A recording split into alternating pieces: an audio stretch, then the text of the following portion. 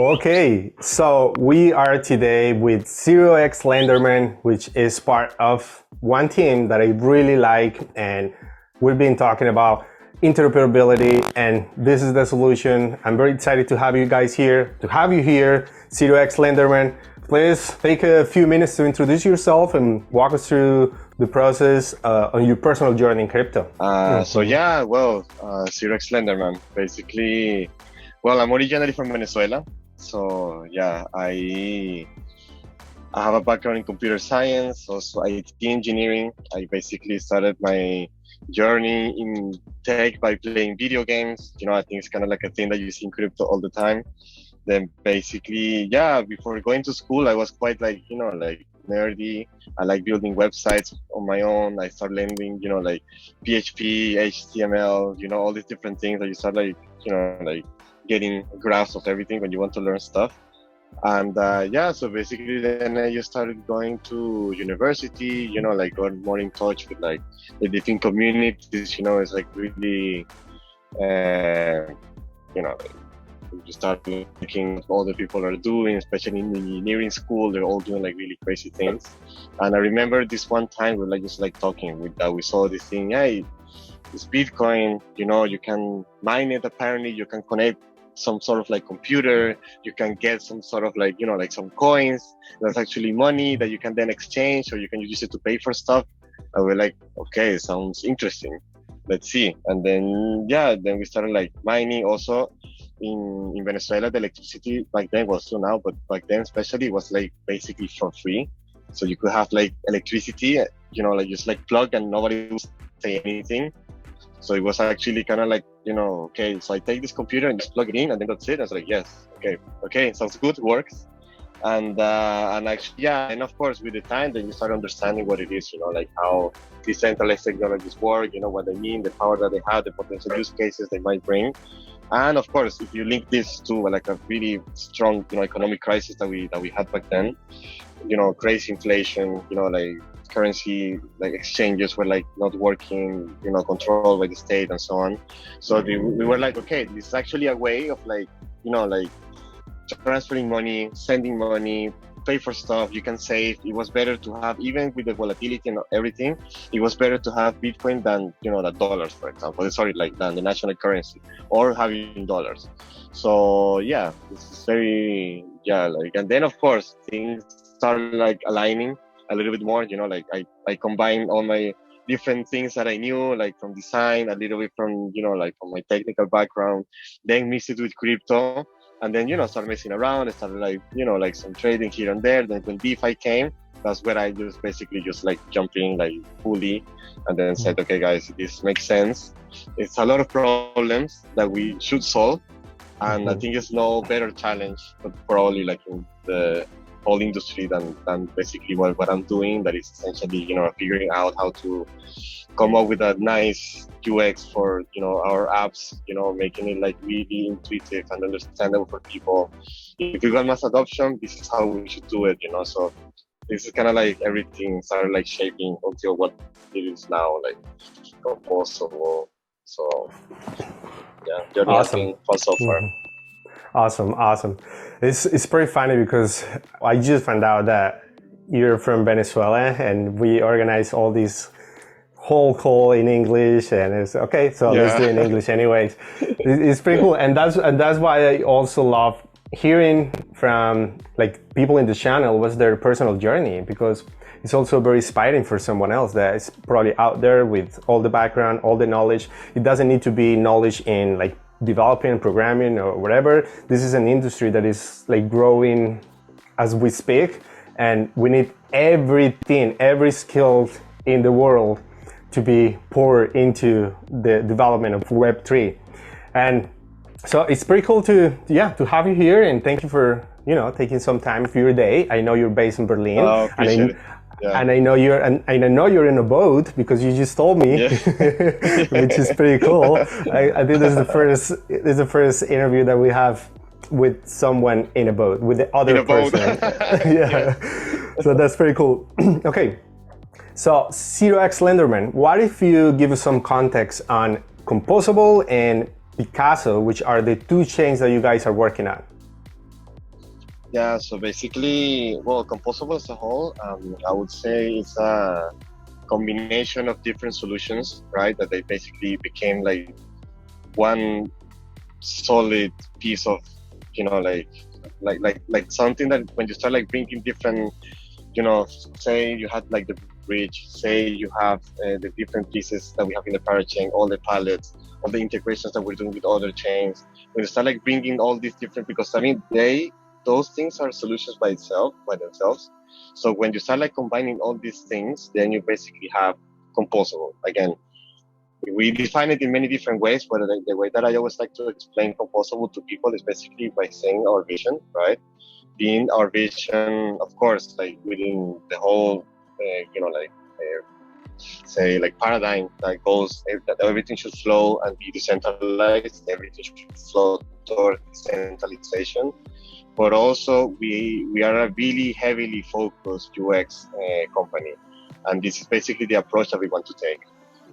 Again, essentially, we have fundamental problems in DeFi, in Web3, in crypto as a whole, that we believe that the way that you build to solve these problems is by basically simplifying the user experience, abstracting all the complexities that you have like currently.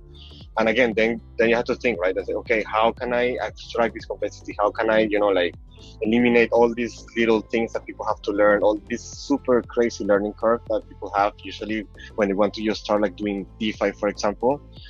And then we say, okay, for this to allow this to happen, you need to have like a really robust infrastructure, right? So that's more like the ethos of Composable. And then on the execution part, then we say, okay, what are the best, you know, like ecosystems that we can connect? What are the best frameworks that we can use for this? And then of course, then when you see something like Polkadot, then actually makes sense, because one of the things that I like about Polkadot that is like natively designed to be a multi-chain ecosystem, right? Of course, we all know how it works. You have the relay chain, you have like all the parachains connected, you have a messaging system already, well, like CM. And then again, by default, you see everything kind of like shaping together really nicely. And then of course you have, for example, on the Cosmos side, something similar is happening. So then you start like seeing all this kind of like new approach of basically integrating different chains, different ecosystems, how they all can talk to each other, how can they, you know, like collaborate and, you know, like send messages, call between each other, send assets, etc. So then, okay, you say it's really nice to have these ecosystems, but again, it's an abstraction of this same problem that we have. Because then you say, okay, we have like Polkadot, it's really nice, all the different chains, but again, it's only .sama in this case, or it's only Cosmos, or it's only EVM, or it's only Near, or it's only Solana, right? So again, then you have to think about, okay, this is already kind of like a step forward. We can already start like connecting all different chains. We can start doing things. But again, what if we take this to the next level, actually kind of like extrapolate this approach and basically pass it around, which what I definitely believe that this is going to be the main fuel for the next bull run. So yeah, once you understand this, then you say, okay, coming back to the execution part, Polkadot allows you to have this. Polkadot allows you to have like your own blockchain. You can do whatever you want with it. And then we said, okay, let's go for parachain Kusama. Let's have this approach, right? On full layer one. We can have dexes, we're going to have like all these different palettes. For example, we're going to have like oracles, we can have then more thinking on the product side, we can have like different protocols like Angular, that is basically going to be like a money market, like a lending protocol, right? And then we're going to start like slowly growing this ecosystem. But again, taking more the approach that again, is a full ecosystem. It's not like one chain that only has one app. So then you can basically use this, connect it, and then basically allow other people to come and build, right? That's on the Picasso side. And on the Composable side, we basically have this other parachain that is going to be used for connecting then what we have on top of this, that is basically XCVM. That is our cross-chain virtual machine. So the pallets will live on Picasso. The contracts that are going to be implemented in CosmWasm, they will live in the composable parachain. So in this way, then we can go to XCVM to what it is. But that's essentially kind of like the two parachain narrative that we'll have, because a lot of people, and on top also, I don't know if you saw it already, we already successfully managed to connect two parachains using, in this case, IBC, which is actually something that actually blows my mind, to be honest. Seriously. Because it's actually, XCM, now we can actually use IBC to connect to parachains, right? So it's really exciting, because then you can basically, extrapolate IBC in this case, and then you can natively start like bridging assets. For example, you can, and this already unlocks a lot of possibilities, different use cases, different applications, different way of connecting different ecosystems, right? So it's a lot of, all these ideas are always like flourishing, because every single time we discover that more things are possible, right? So that's more or less how the two narratives of the two parachains, how they work, and how basically we try to start bringing all these different pieces together to then have like this layer on top that, what I said before, is basically our main goal, that is basically building this kind of native cross-chain way of building apps and having like a nice user experience for the devs, for the users. That's amazing. I've been talking about interoperability since the beginning. I started the channel like 2 years ago, but I've been involved in crypto for longer than that. And we were there. We knew that Ethereum is one thing and Bitcoin was another thing, and all these different chains and blockchains are just silos, independent silos. They can't communicate within each other. So it is so cool when you start seeing these different approaches to manage and develop the interoperability. And then Polkadot was born, and then Cosmos was born. But now you guys are building something to connect and link these two whole different ecosystems that now can be interoperable between with each other. So that's pretty cool. And something that I like to call a composable, or say about composable, is a cross-chain DeFi hub. Right? Is it just for DeFi, or you guys thinking that after this whole composable thing is built, you can make a whole different, range of applications? I mean, that's the thing when you start thinking about once you have a fundamental infrastructure, right? Like everything is connected, everything can talk with each other. I mean, definitely you can think about use cases not only for DeFi, right? I mean, you have so many other things that of course, it's not like being a blockchain maximalist and say, okay, you need to tokenize, so everything has to be in a blockchain. But you definitely have a lot of use cases that can definitely benefit from having all these different ecosystems, connected and talking to each other, for sure. But again, for now, definitely the focus is DeFi. Again, there's a lot of things that we can, do in DeFi that we can basically improve, right? And basically what we want to allow people to think, right? Is, I mean, if I want to have an application, say, I don't know, that you want to provide liquidity in one chain, then you want to take a loan in another chain, but you can do this maybe from one interface, where you can just basically select the instruction and select what you want to do. Then, I mean, that should be the way, right? So I had some questions about the architecture, different architecture between Polkadot and then Cosmos. We have talked about this a little bit, but what if you told us what was the experience? What was how was the decision to choose, let's go build on Substrate, and then we can add the CosmWasm part and just be interoperable with Cosmos? Or why don't do it the same thing in Cosmos SDK? Yeah, well, you have many different kind of factors that you can argue, right? For example, you can say, okay, for example, Cosmos, they have IBC, which is something that personally I think is potentially what XCM maybe was, what's the intention, right, to make, but I think IBC did it best. But again, that doesn't mean that you cannot still use a parachain. That doesn't mean that Substrate is still one of the most powerful frameworks that you have, right?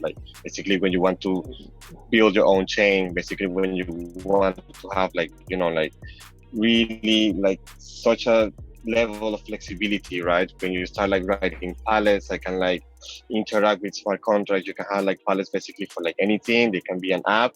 They can be basically whatever you want. And this is essentially the flexibility that we needed. And also on top, this is more on the kind of like, on the community side even, I think the idea of basically having a parachain that when you go to the auction, you already have a community, you already have people, like endorsing you, people supporting you, and that basically even willing to like give you money basically for you to go and run and bid for a parachain. I think that's also really powerful because that's actually a really good filter, right? That will allow users to have like a more curated kind of like pool of chains and basically options to have, right? Also, this part is really important because it gives you this sense of like ownership, not only you with your project, but also with all your community that you have behind you, right? So you have nice framework, really flexible, customizable, that you can still connect, right? You can even do things like, for example, like using IBC and even connect to parachains, right? That shows you how flexible Substrate is. That also shows you, for example, how good IBC is. And then you're supported by community, then you can have your own chain where you can do whatever you want. You can have like whatever palette you want, whatever use case that you can imagine. Polkadot should definitely like step up a bit more. But again, still amazing framework. And I think that's basically like two of the fundamental reasons why we chose there. Like, what are the apps or the apps that you guys are working on? I know you have Pablo, which is a DEX, and on Picasso.